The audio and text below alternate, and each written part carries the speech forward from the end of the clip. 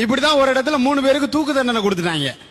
தூக்கு தண்டனை கொடுத்தோன்னா ஜட்ஜி சொல்லி இருக்கிறார், கடைசியா 3 ஆசையை சொல்லுங்கப்பா, நிறைவேற்றிட்டு உங்களை தூக்கில போடுறேன்னா. அதுல ஒருத்தர் அமெரிக்காக்காரரு, ஒருத்தர் ரஷ்யாக்காரரு, ஒருத்தர் நம்ம இந்தியாக்காரரு. இந்த அமெரிக்காக்காரரை கூப்பிட்டு உங்களோட ஆசை என்னன்னு கேட்டிருக்காங்க. அவர் சொல்லி இருக்கிறாரு, உலகத்திலே உயர்ந்த மதுபானம் எனக்கு வேணும்னு குடிக்க கொடுத்திருக்காங்க. அடுத்த ஆசை என்னன்னு கேட்டிருக்காரு, உலகத்திலே சிறந்த சாப்பாடு எனக்கு வேணும்னு சொல்லி இருக்கிறாரு, அதுவும் கொடுத்திருக்காங்க. 3வது ஆசை என்னன்னு கேட்டிருக்காரு, அவர் சொல்லி இருக்கிறாரு, என் நாட்டோட முன்னாள் ஜனாதிபதி ஆபிரகாம் லிங்கனோட சமாதி பக்கத்துல என்ன புதைச்சிருங்க என்றாரு. தூக்கி புதைச்சிட்டாங்க.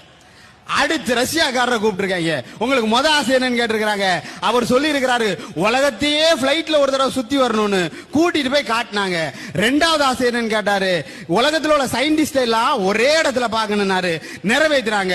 3வது ஆசை என்னன்னு கேட்டாரு, என்னோட புரட்சியாளன் லெனினுக்கு கல்லறை பக்கத்துல என்ன புதைச்சிருங்க, புதைச்சிட்டாங்க. 3வது நம்ம ஆளை கூப்பிட்டாங்க. வந்தாரு இந்தியாக்காரர், வந்து நீதிபதி முன்னாடி நின்னாரு. நீதிபதி கேட்டாரு, உன்னோட ஆசை என்னப்பான்னு. அவர் சொன்னாரு, சீசன் மாம்பழம் ஒரு கூட நிறைய வேணும்னு. அது அக்டோபர் மாசம், மே மாசம் தான் சீசன் மாம்பழம்.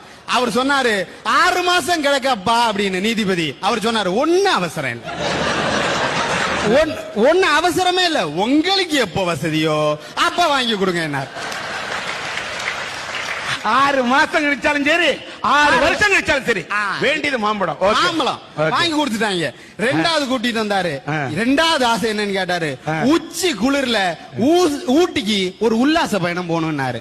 மே மாசம் எங்கயா உச்சி குளிர் இருக்கும், அதுக்கு இன்னும் 6 மாசம் இருக்கு, ஒன்னும் அவசரம் இல்லை, உங்களுக்கு எப்ப முடியுமோ அப்பா கூட்டிட்டு போனா போதும்னாரு. 6 மாசம் விட்டாரா. 3வது கூட்டிட்டு வந்தாங்க. உன்னோட இந்த தடவை முடிவு பண்ணிட்டாங்க, முதல்ல முடிவு பண்ணிட்டாங்க. விவரமா என்ன சொல்லிட்டாங்கன்னா, இந்த தடவை எப்படியாச்சும் இவனை தூக்கியே ஆகணும் அப்படின்னு சொல்லி கூட்டிட்டு வந்து, உன்னோட ஆசை என்னப்பான்னு சொன்னாரு. நேர நீதிபதியை பார்த்தான். ஐயா, என் கண்கண்ட தெய்வமே நீங்க தான், எங்களுக்கு என்ன வேணும்னு கேட்டாலும் சரிங்க, உங்க சமாதி பக்கத்துல என்ன புதைச்சிருங்க.